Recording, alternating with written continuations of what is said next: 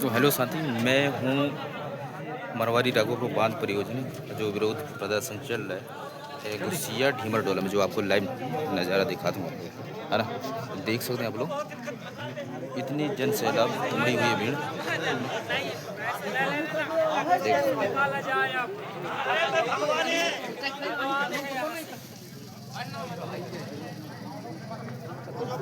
ये लोकेशन है ढीमर डोला गुस्सिया, जो बांध विरोध प्रदर्शन चल रहा है वहाँ पे, देख सकते हैं।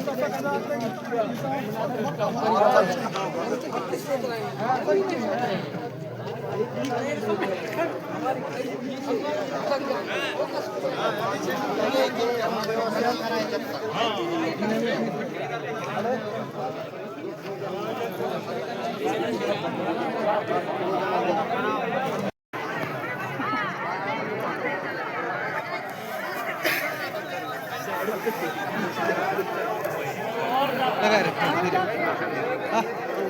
टाइम कितने तो बात कर रहे हैं।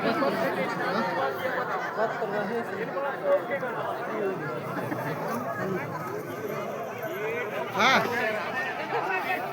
हेलो। हमारे आदिवासी समाज जिला डिंडौरी के आदिवासी विधायक जो कि हमारे बीच में पहुंच चुके हैं, सम्मानीय विधायक भूतनाथ से बरसात का आह्वान हो चुका है और हमारी जल जमीन जंगल की लड़ाई में वो अपना योगदान देने के लिए और हमारे और आप सब लोगों की सहमति के अनुसार से ऊपर उच्च अधिकारियों तक उच्च स्तरीय तक हमारी रिपोर्टिंग करेंगे, क्योंकि हमारे बीच में बहुत बड़ी जटिल समस्या है। पहले तो मैं इसके बारे में जो अभी राघोपुर मरवारी बांध के जो जितने अधिकारी कर्मचारी संबंधित विभाग के जो लोग हैं, 3 स्टेप में यहाँ पर बांध बनाई जाएगी, जिसमें से 40% जो है फर्स्ट स्टेप इनका सर्वे हो चुका है, जिसमें से फर्स्ट स्टेप का जो 48 गांव मैंने आरटीआई के माध्यम से जो जानकारी निकाली है,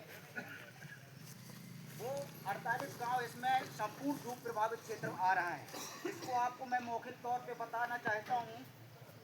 लेकिन 20 ग्राम पंचायत जो हैं रूप प्रभावित क्षेत्र के, तो 20 ग्राम पंचायतों में से 19 ग्राम पंचायतों का बांध निरस्त के पक्ष में ग्राम सभाओं के द्वारा बांध निरस्त किया गया है, जिसका ये हमारे पास कागज है और शासन प्रशासन को भी हमने पहुंचा दिया है अपने ज्ञापनों के माध्यम से। ये 20 ग्राम पंचायत, जिसमें से ग्राम घुसिया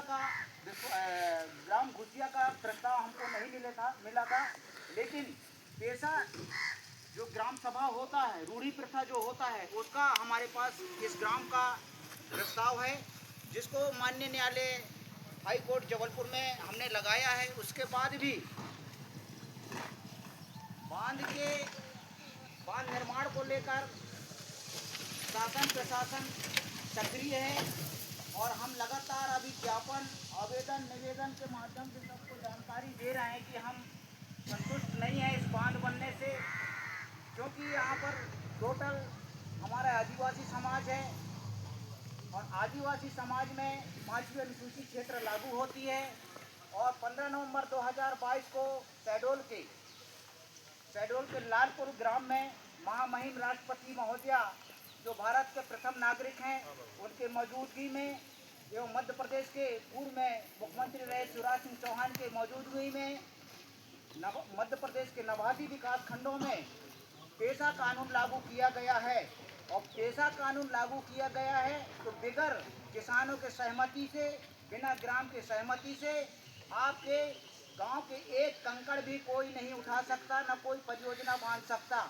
लेकिन हमारे यहाँ पेशा कानून को जो लागू किया गया है, तो मुझे ऐसा लगता है कि हमको एक प्रकार से शासन के द्वारा बरकराया जा रहा है कि आपकी हमारी जो कहना चाहिए हमारे लिए नियम लागू किया गया है, वो उनके समझ में नहीं आ रहा है कि आदिवासी समाज को इस प्रकार से हम बात रख दें ताकि वो हमको खुश होकर हमको वोट दे।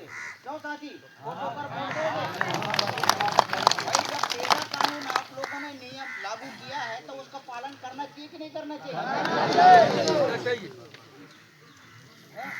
जब जब पैसा कानून रूढ़ी प्रथा जैसे रूढ़ी बल प्राप्त है आप लोगों को, अगर आपके ग्राम में कोई भी व्यक्ति आता है तो सबसे पहले जो उस ग्राम का जो मुकद्दम होगा, जो मुखिया होगा, उसके बिगैर अनुमति के हमारे ग्राम में प्रवेश नहीं कर सकता।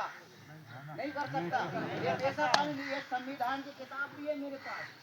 अगर जो इसको जिस अधिकारी को और जिस कर्मचारी को मेरे से अगर बहस करना है संवैधानिक तरीका से, मैं उसको चैलेंज करता हूं कि वो आकर मेरे से बहस करें। और हम लोगों ने देखिए, आज हम विधायक जी को यहाँ पर क्यों बुलाए हैं?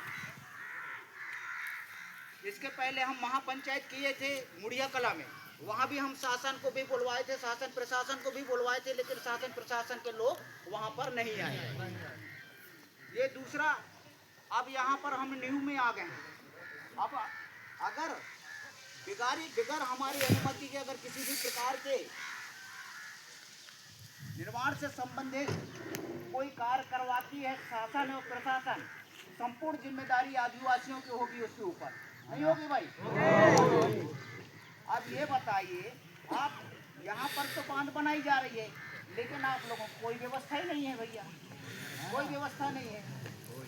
अभी पेपर में इन लोगों ने क्या छापा है, 12,000 रुपया 12 लाख रुपया हेक्टर, तो 2.5 एकड़ जमीन का 12 लाख रुपया आपको मिलेगा। सेंट्रल गवर्नमेंट का जो गाइडलाइन है 2013, ये 2013 की जो गाइडलाइन है, इस गाइडलाइन को भी वो उपयोग नहीं कर रहा है शासन प्रशासन। अब बताइए आप, और हम इसी के अनुसार से लड़ाई लड़ रहे हैं भाई। जब 2013 का जो गाइडलाइन आपने बनाई है, सेंट्रल गाइडलाइन बनाई है, उसके अनुसार से हमको विस्थापन होना चाहिए, सारे चीज़ सिस्टम होना चाहिए, उसके बाद में आप निर्माण काम करते।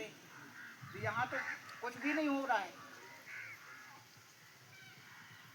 आप अपने अधिकार को समझिए।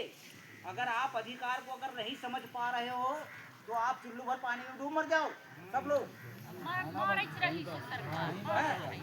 मैं आप लोग आज 3 साल से लगातार मैं न्यायिक लड़ाई लड़ रहा हूँ, कोई हम बलपूर्वक लड़ाई नहीं लड़ रहे हैं। उसके बाद भी हमारा शासन प्रशासन क्या चाहती हमको।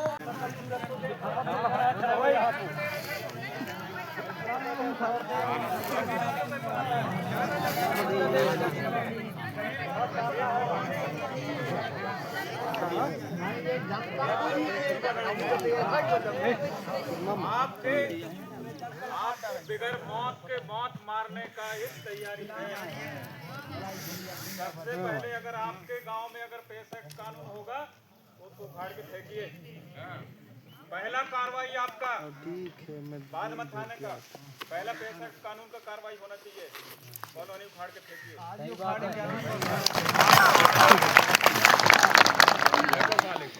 कानून है तो कानून का आप उपयोग करिए ना, पालन होना चाहिए। आप कलेक्टर से कहेंगे कि आप हमारे बांध को बचा लो, वो बचाने वाले नहीं है। आप बार बार जाकर के वहाँ पर ज्ञापन देते हैं 2 पन्ने का। क्या इस देश की आजादी में क्या 2 अपने भविष्य के लिए बात करने की जरूरत। मेरा सीधा कहना है कि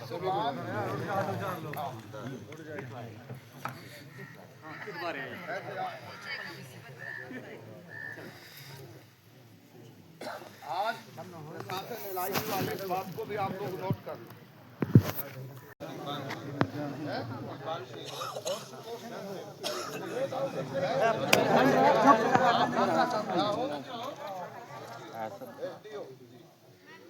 उम्र कितना है? 34 साल। ये हमारे पिता तुल्य हैं, सबको हाथ जोड़ के आप सभी बनाओ। ऐसा अधिकारी बन गए तो बाप बराबर है, हमारी दादी बराबर है। अब बात ये है इसका सबसे आपको अभी जानकारी नहीं है, आपको पूरी जानकारी नहीं आना चाहिए। कितना नहीं, मैं बता रहा हूँ ना, कब से है ये 2022 लास्ट मंथ से है ना, अभी नवंबर दिसंबर से है ना। इससे पहले इसको पहले क्या आप लोगों ने मतलब ग्राम सभा की कोई सहमति दी है वित्त विभाग से? आपके पास है कोई कागज? अच्छा, हमारा अभी ये बताओ कि इसकी जो सारी जानकारी ली है वो कागज है आपके पास?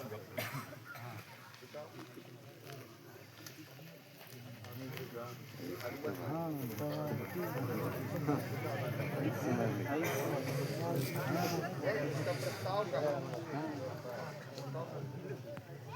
ये तो परियोजना का नाम है।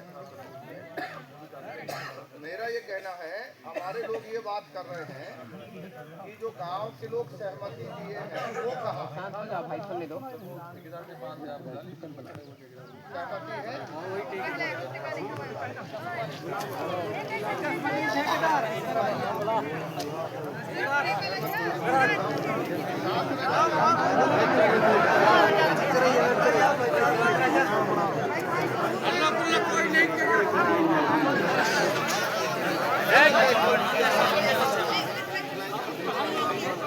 वो कागज को दिखाओ कि वो प्रस्ताव कहाँ है।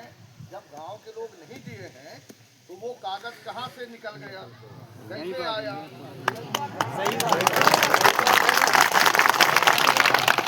इस बात का और आप लोग सुन लो। अभी मैं आपको एक चीज बता रहा हूँ, फिर तुम्हें एक दर्द पता हो जाएगा। मैं जब मंत्री था तो मुख्यमंत्री ने कहा, ओंकार सिंह मरकाम, ये अधिकारियों को सुधारने के लिए आप सलाह बताओ।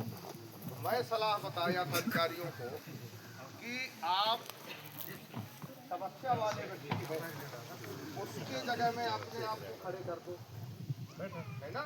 तो आपको दर्द पता हो जाएगा कि क्या दर्द है, तो अधिकारी सुधर जाओगे। अभी जैसे मैं तुमको बता रहा, तुम हो एसडीओ, तोर नौकरी न दाऊ डूबो के साथ खड़ा हूँ कि हमारे लोगों से बात करके हमारे लोगों का भी आप जिंदगी की रास्ता ऐसे ही कागज में लाओ।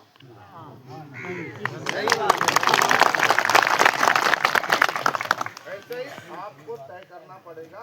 देखो, हमारे लोग भी अच्छा घर में रहना चाहते हैं, अच्छा तरक्की भी चाहते हैं, पर उसके लिए कोई निर्धारित तो करो। आप बात करके आप बात करके जो हमारे लोगों के साथ हुआ है, हम लोग दुखी हैं बरगी बांध से लेकर के तमाम जगह। हमारे लोगों का कोई माई बाप नहीं बचता, कोई पूछने वाले नहीं है। तो ये कचरा में जाता है, शहर में जा, कहीं तो कोई इज्जत भाई, हमारी इज्जत भी तो होना चाहिए ना। तो इसके लिए तहसीलदार साहब, पहली बात ये है कि जो ग्राम सभा और लिखित इनके पास है, उसके लिए हर गांव से, ताकि कोई गांव किया जाए कहे कि हम अल्लाह ने पूछी, हर गांव से लोग जाएं